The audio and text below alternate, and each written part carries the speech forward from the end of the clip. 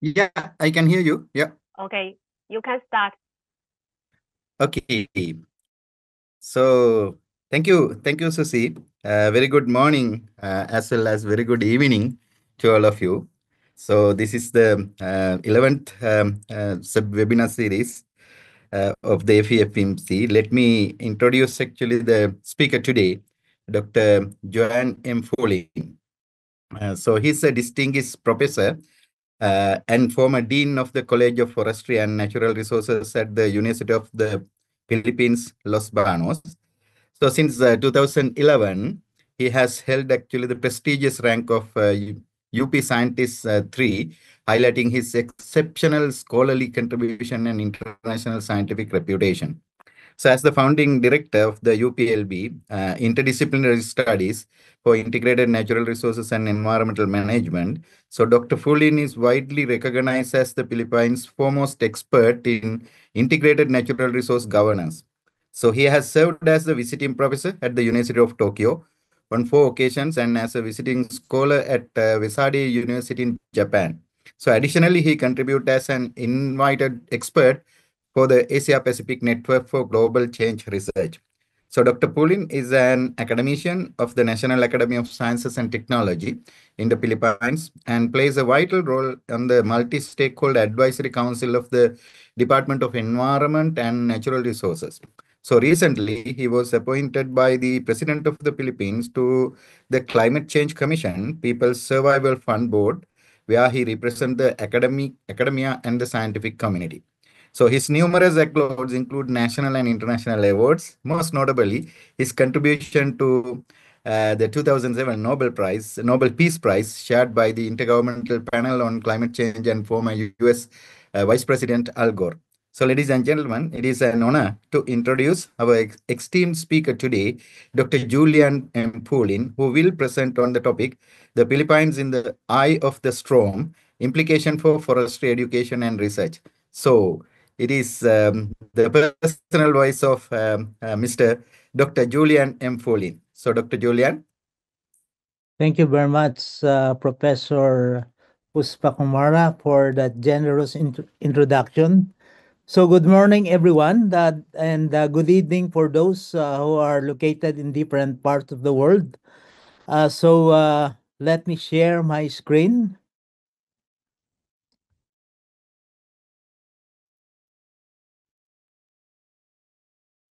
I hope you see it now.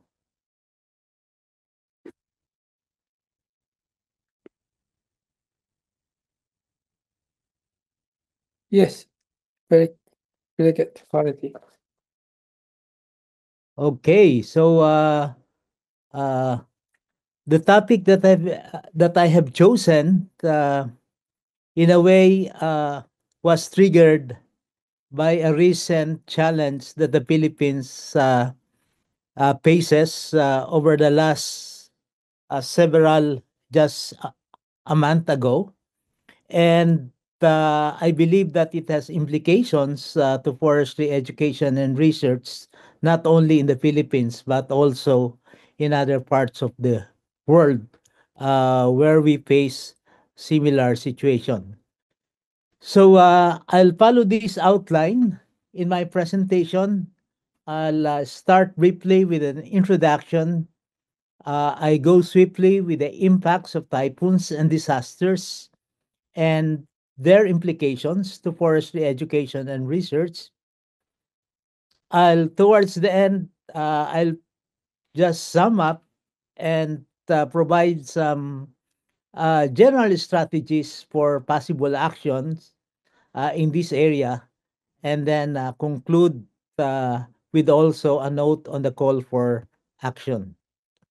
As I was mentioning earlier, one of the main triggers of this particular presentation this morning is the parade of typhoons that uh, essentially was recorded probably first in the history of the Philippines, not very long time ago, just more than a month, less than a month from now, where you have a series of typhoons in queue one coming after the other uh, in the Pacific Ocean that hits the Philippine archipelago, and that brings strong winds, heavy rains.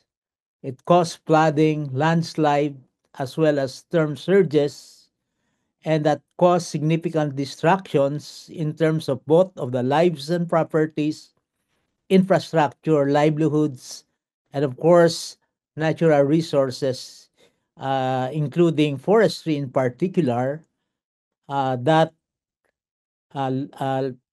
reached to significant losses, millions of pesos in equivalent losses as a result of these devastating tropical storms or cyclones. No, and there is already an increasing trend in the annual cost of this damage associated, particularly based on available records from 1984 to 2018.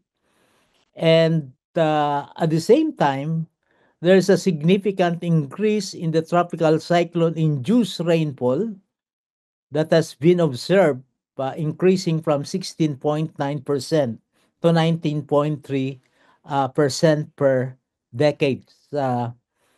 Similarly, models project increases in the intensity and frequency of typhoons, uh, especially so if the global warming of the world will reach to 2 degrees centigrade.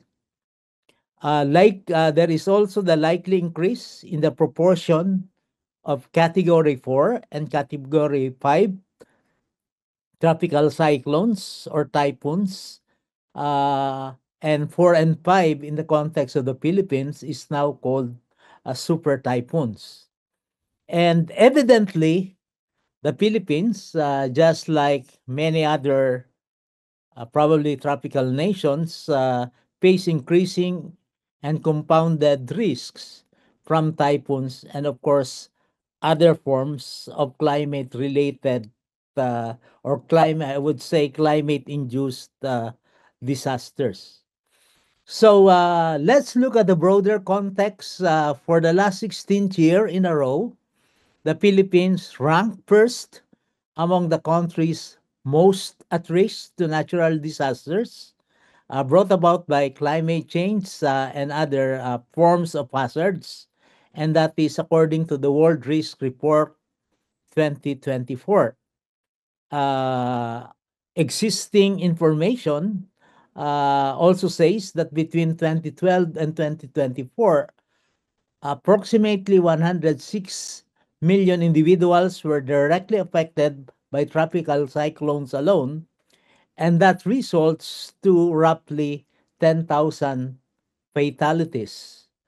During the same period, the country also incurred losses and damages amounting to 482.39 billion pesos.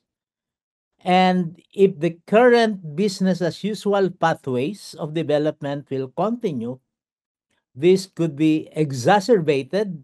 These impacts will be exacerbated and has been based on the recent World Bank study can impact the Philippine economy by reducing 13% of its gross domestic product by 2040. Again, what makes Philippines vulnerable is its exposure. Most of the strong tropical cyclones are being formed at the western part of the Pacific Ocean, and it enters the Philippine area of responsibilities. Uh, and Historically, there was an average of 20 tropical cyclones uh, per year, with 8 or 9 making a landfall in the country. And as you can see in this illustration on your left, uh, from 1951 to 2022, these are the path of the tropical cyclones that enter the Philippine area of responsibility. and it has always almost erased the whole map of the country. And one distinction that can be observed as well is that even the pathway of typhoons is shifting. Areas in the southern Philippines, which used to be typhoon free, also is now occasionally being hard hit by these typhoons. So here are some of the images, photos of the recent series of typhoons that hit the country. This year was really phenomenal in the sense that in less than 2 months, you have six typhoons in a row, and a number of them are classified as super typhoons. And this brings significant devastations in terms of lives, in terms of properties, in terms of infrastructure, in terms of forest, and the livelihoods of the local communities who are depending on them for survival. We are seeing, however, that the Philippines is not a unique case, and hence the global implication of this particular talk.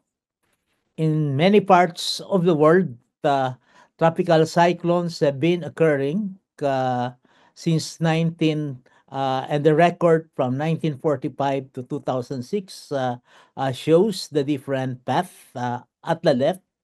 And we can also see in use the more prominent ones, for instance, the typhoon that lashes Guam with devastating winds and rain, also in Japan, as well as Indonesia, and in many parts of the world as well.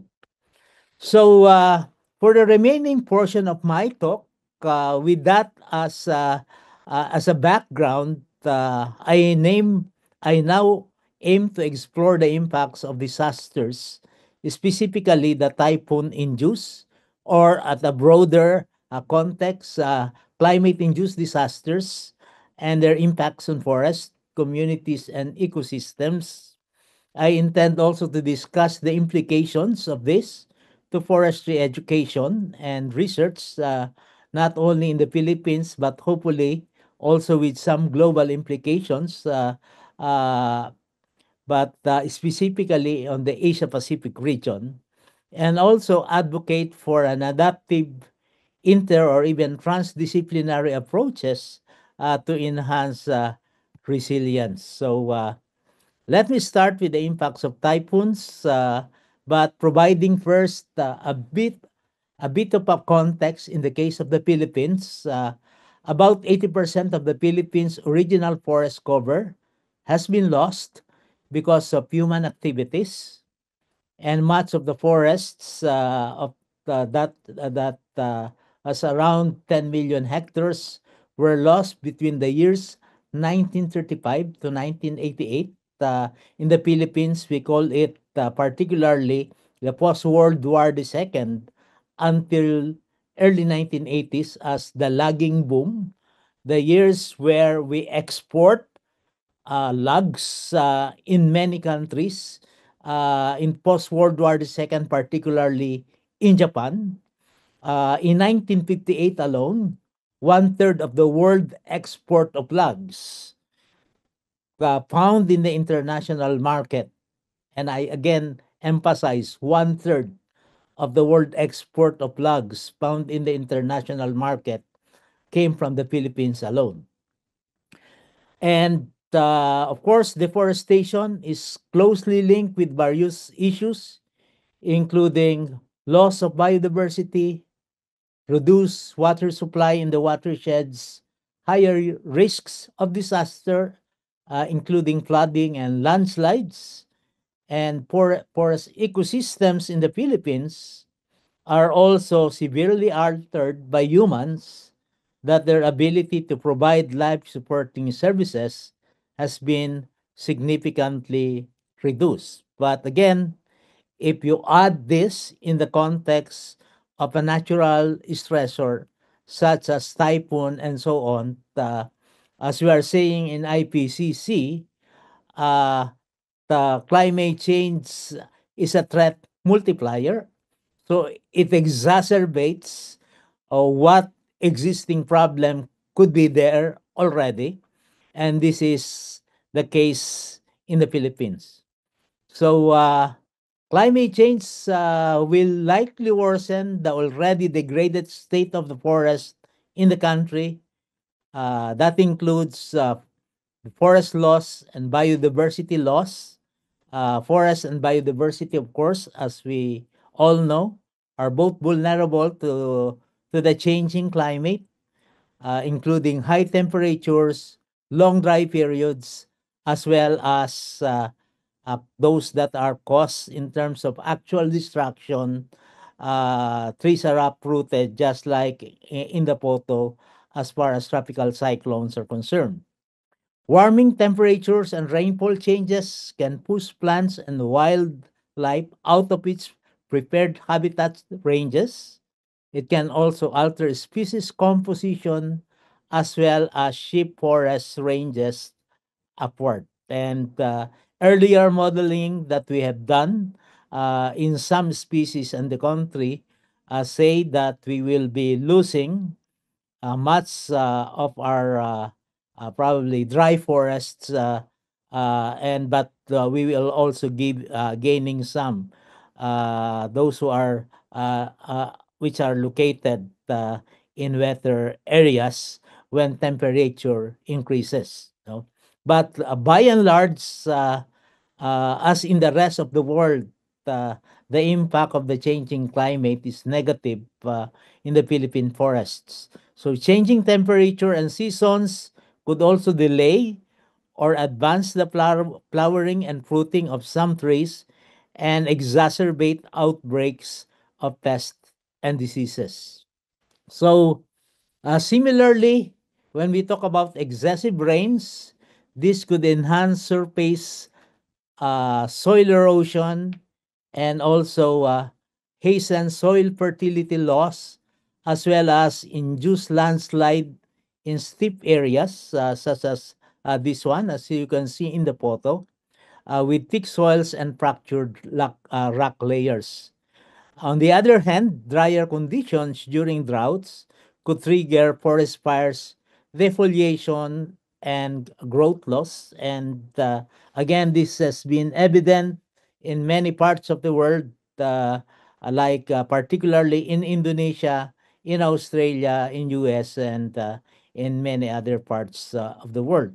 So climate change and deforestation combined can disrupt forest regulation functions such as water regulation, air quality, carbon dioxide sequestration, that leads to environmental problems like increased water scarcity in some regions, pollution, as well as loss of carbon sinks. On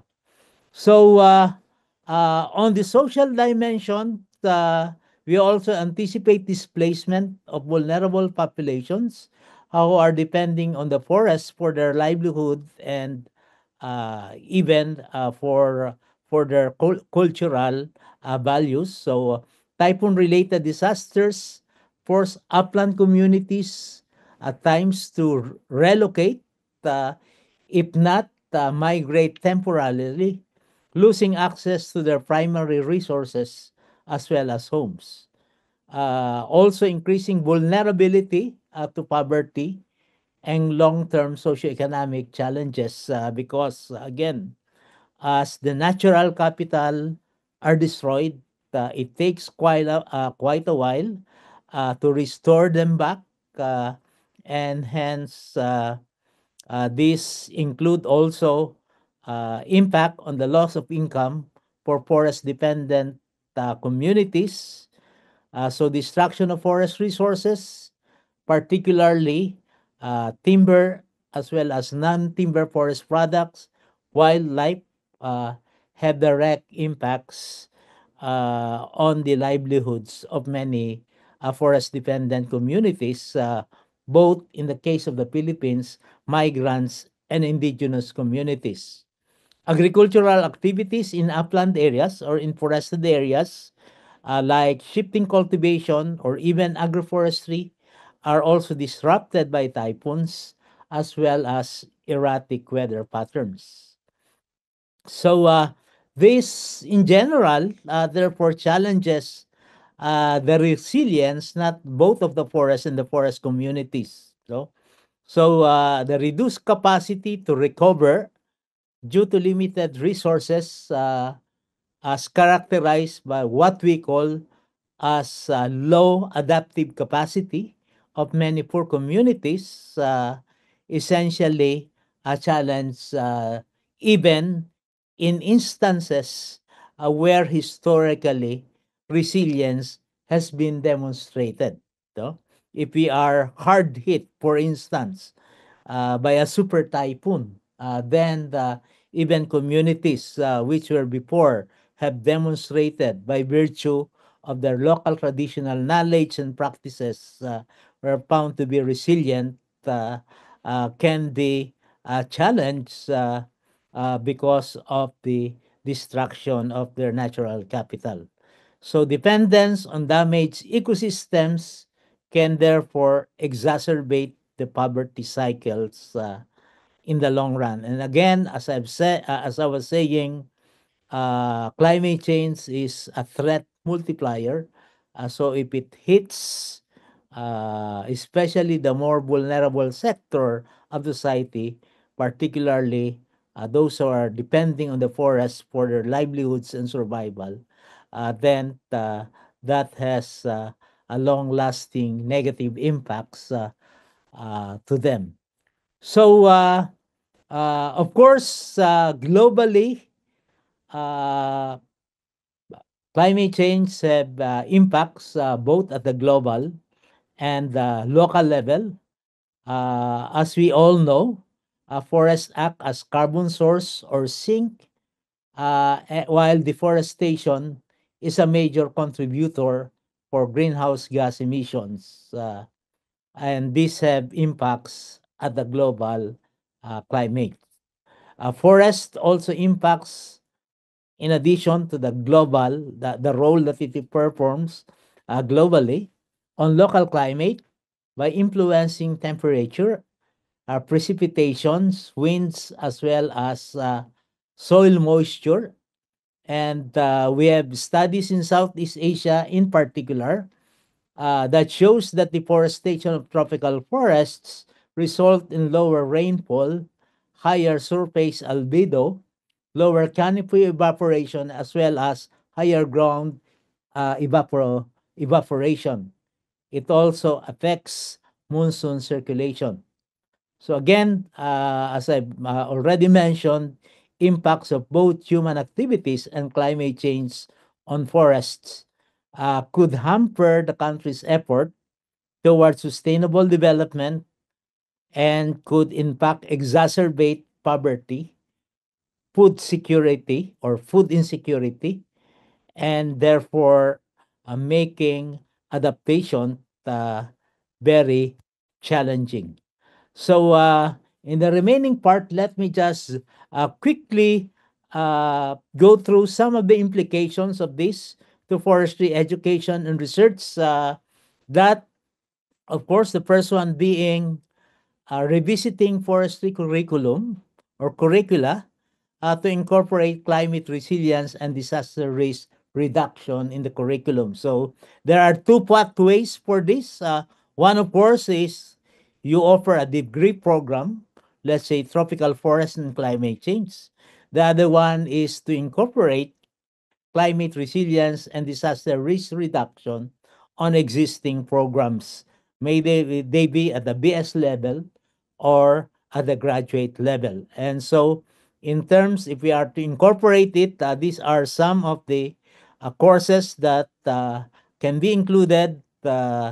Courses focusing on climate smart forestry practices, highlighting ecosystem-based adaptation strategies such as mangrove restoration and watershed management, uh, educating students in terms of the use of certain valuable tools like GIS and remote sensing to monitor climate impacts on forests, educate students on disaster risk reduction frameworks. So that means incorporating courses related to this, like community-based disaster preparedness in forested areas.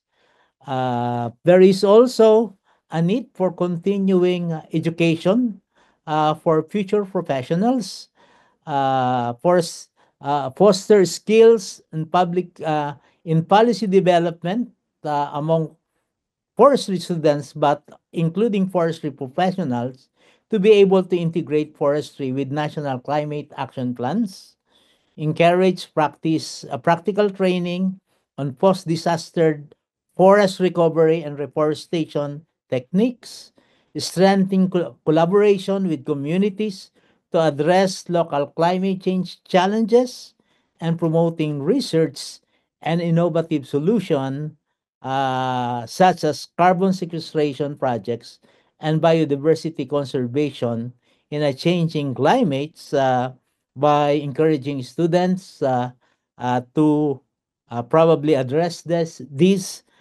even in their students' studies or thesis.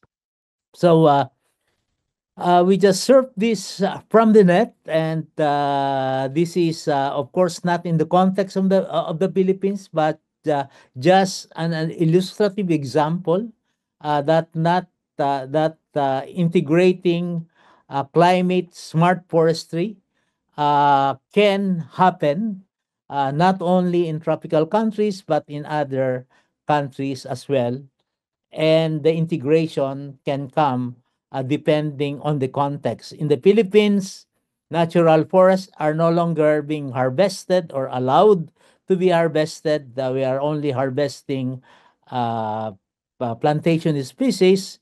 But in this particular example, they highlight an online training course on climate smart forestry by focusing on timber harvesting in a changing climate.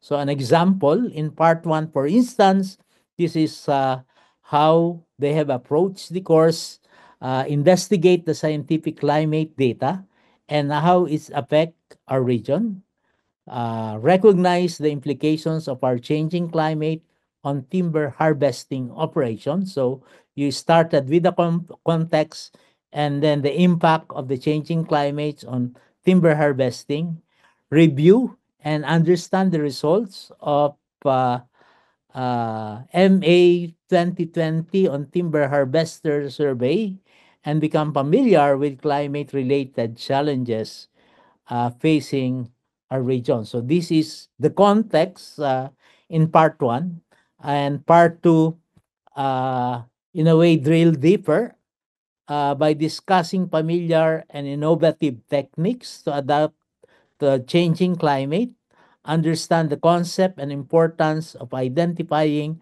safe wood or risky wood, explore best management practices and the role of adapting to changing climate, and also recommend resources for further learning opportunities. So this is just an example of an online course that tries to incorporate or contextualize timber harvesting in the context of changing climate. Now, very briefly, in the interest of time, let's move on the implication to research and development. So, uh, expanding research and development agenda beyond what is currently being done now would be a more appropriate response to the changing climate. So, examples will be species trials on various climatic regions.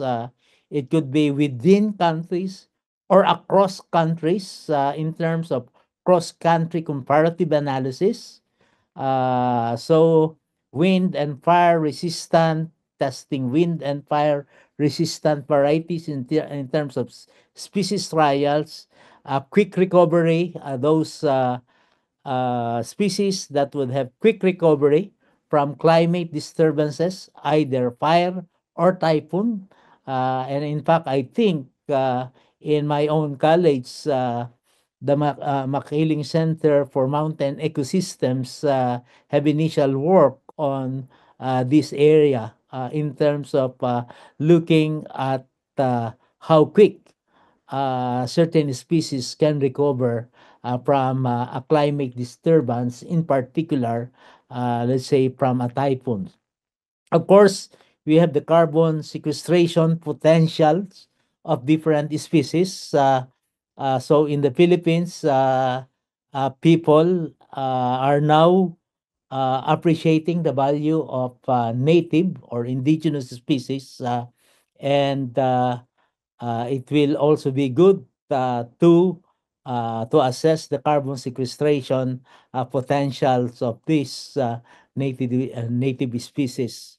So, expanding research and development agenda can also focus not only on mitigation but also some adaptation strategies to reduce negative impacts. So, example with the wind-resistant species, reforestation strategies.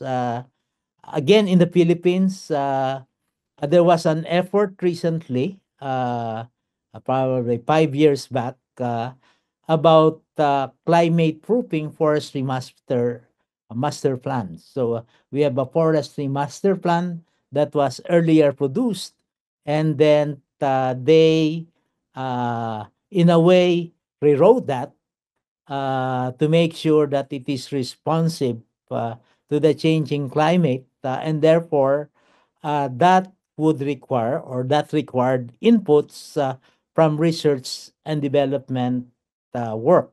No? Sustaining ecosystem services amidst disasters can would also be an interesting area to explore.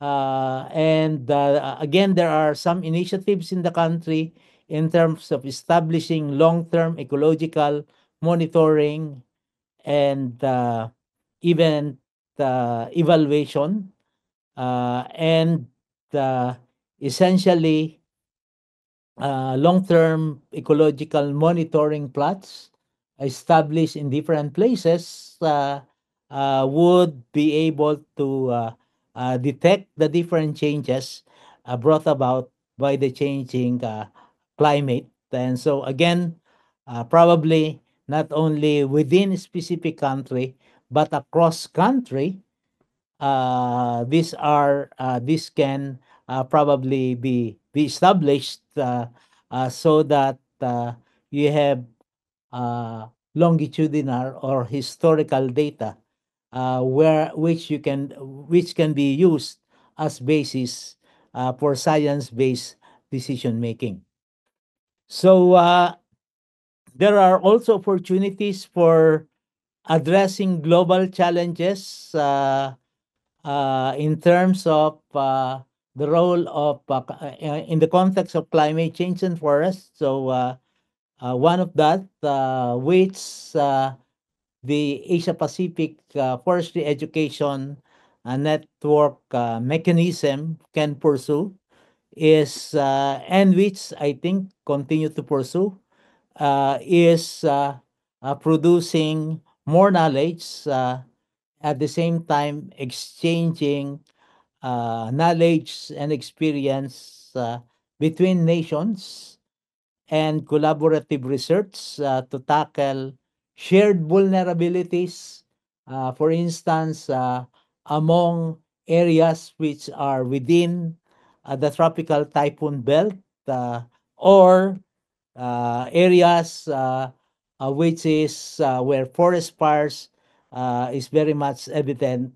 Uh, and so there are a number of so many opportunities that can be harnessed or tapped in order to respond in terms of research, expanding the research and development agenda so that they can respond both locally but also addressing some of the global changes, global challenges associated with the changing climate. So, uh, in terms of actual action, we are promoting inter or even transdisciplinary approaches. Both in education and research, the need to integrate natural sciences, social sciences, and policy studies becomes of paramount importance. The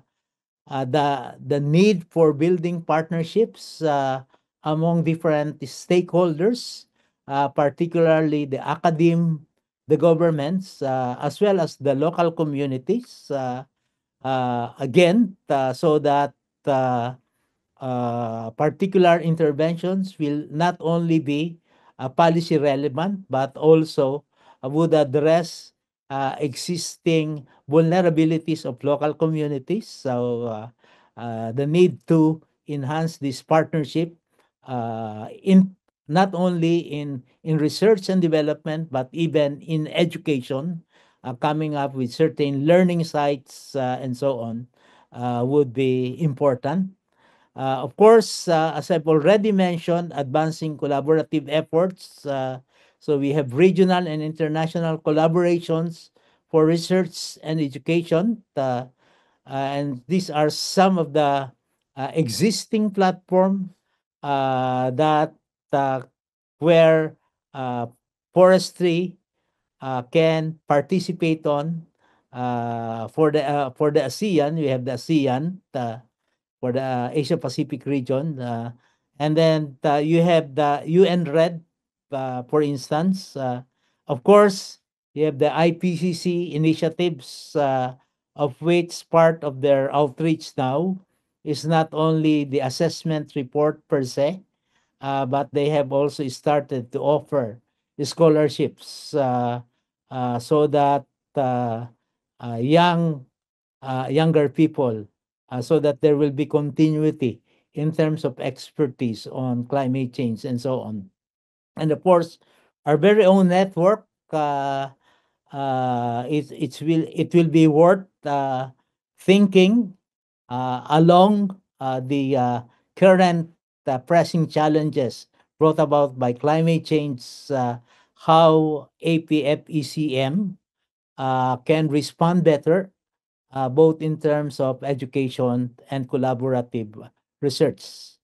And we don't have to start from scratch, but at the same time, we need to scale up existing innovations. So we need to document case studies of successful interventions, particularly on vulnerable nations, and with the potential, with the end view of learning from those and hopefully scaling up those, and then disseminating as well the best practices for wider adaptation. I'll just show this. These are some of the potential platforms that uh, some of us can probably engage in, so that uh, we can address the challenge of climate change in the context of the forestry sector. So I now conclude with the call of action. So let me recap my key points. Climate-induced disasters pose significant challenges to forest communities as well as the forest ecosystems. Forests also impact global climate by being a significant carbon sink, and but at the same time, as a carbon source in the case of deforestation.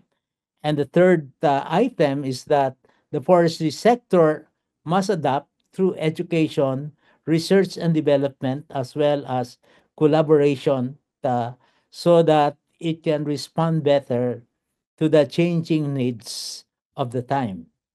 So, a call for action would be we need to advocate for proactive measures in education and research, and we need to stress the importance of global collaboration or even regional collaboration to build resilience in forestry.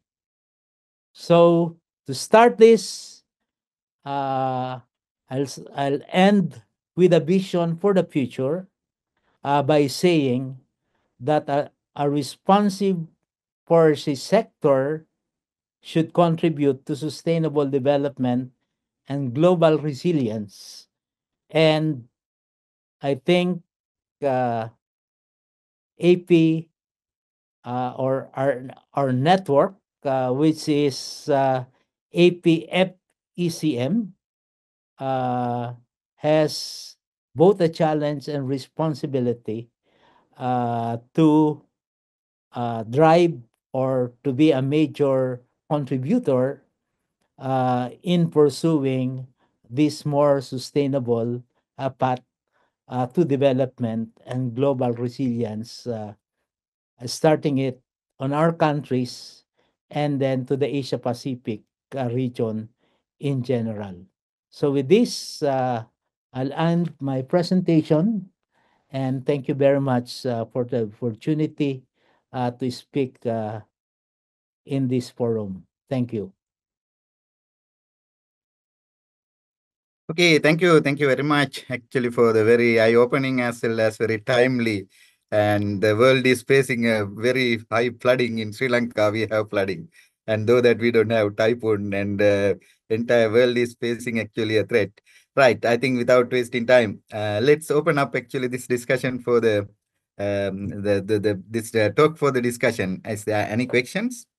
Anything that you want to direct it to John Pauling? Can I have Yes, one question? yes, please, gang. It's an excellent talk, John. It's I learned a lot. So you mentioned about the forest was lost about 80% in the last century, and now is Philippines making a lot of effort to restore the forest. Is it possible to restore the forest with the to go the similar like forest type or ecosystem before, or it's just like a new state of the forest ecosystem? Yeah, thank you so much, Professor Guang Yu, for that question. Yes, essentially, we have lost much of our natural forests. But you are right. In fact, we probably, uh, I think more than a decade ago, we came up with a study entitled One Century of Forest Rehabilitation in the Philippines. Mhm. So we have reached more than a century of effort to rehabilitate. So, Mhm. on the one hand, we have massive destruction, but on the other hand, we have also historical record of efforts to restore what has been destroyed. So, Mhm. incidentally, I think uh, the negative side, and this is my own view, is that uh, much of the natural forest has been gone. And therefore, it's very hard to replenish that. Uh, and the situation have changed already. And Mhm. so probably what can be done is to preserve what is there. Mhm. But in terms of rehabilitation effort, then a much may be coming from because if you secured the protected areas now, where Mhm. many of the natural forests are located, then you have now to your only options for rehabilitation now comes in the plantation forests. But at the same time, I think, and this changed the equation because, of course, but at the same time, the challenge also is uh, we have been we have lost the opportunity, the economic opportunity from our forests before forest used to be a top dollar earner, but now we are importing around one third of our wood requirements, and so we spend billions of dollars in import. No, and so your in terms of strategy, you have now a combination in terms of making the forests more economically viable, but at the same time, making it also to ensure that it promotes the environmental protection. Uh, the different ecosystem services, ranging from the production to regulating to cultural and so on, you need a balancing act as far as the current situation is concerned. No, so probably in terms of we may no longer get a similar quality and also uh, similar quality of forest as we used to have, but at the same time, we make we need also to balance by satisfying the multiple requirements demanded of our forest resources. And we are lacking currently at at the economic and livelihood aspects, which I believe should be strengthened, along, of course, parallel with the protection and management of the existing forest resources. If we are to look at the recent data from 2015 to the current situation, there are indications of positive change, because probably historically for the first time our forest cover increased by more than 200,000 hectares from 2015 to 2020. But of course that could still be very insignificant, but at least it has addressed the downward trend that characterize our situation. Thank you. Thank you. Thank you so much. Jiang? Okay, is there any No, other questions? Yeah, please. yeah, I was interested in one of the things that you said about the strategies, and that was to encourage a speedy recovery following disturbance. And I was just wondering about that because if you think about the trees that might come back fastest, you know, the species that would be essentially pioneer species coming into gaps, would they not be fairly susceptible to future typhoons because they're fast growing, they're generally fairly weak trees with very light wood? I'm wondering if there's a trade-off between the rapidity of recovery and the resilience of the forest that ensues from that. Thank you so much, John, for the question. Yes, this is a less explored area in research yet. So I'm sorry I don't have a concrete answer on this, but I believe that this will really be a very interesting area to look at. I know that some of my colleagues have uh, done some initial measurements or assessments after a series of typhoons and so on. But I think it's only on a very localized scale. Looking at the case of Mount Makiling, I have not had an updated data on that, but they look at it after disturbance, what happened and what are, as you have exactly mentioned, what are the trade-offs involved and so on. So this will certainly be a very, very interesting area of research. Yeah. So my colleague here has another question. Yeah, I'm Paolo Cherubini. I'm from Switzerland, and Okay. I'm a tree scientist. I study dendrochronology. Okay. Do you have any dendrochronological studies in the area to reconstruct past climate and also to assess how good the different species may allocate and store carbon, as you were speaking also about, obviously, carbon storing. Do you have any information about the different species, and do you apply such information in your afforestation plans? Very good question. Probably few years back, there has been some discussion on this issue. No? But unfortunately, as far as I know, we have not progressed much on this. There is keen interest of a number of people to pursue this type of work.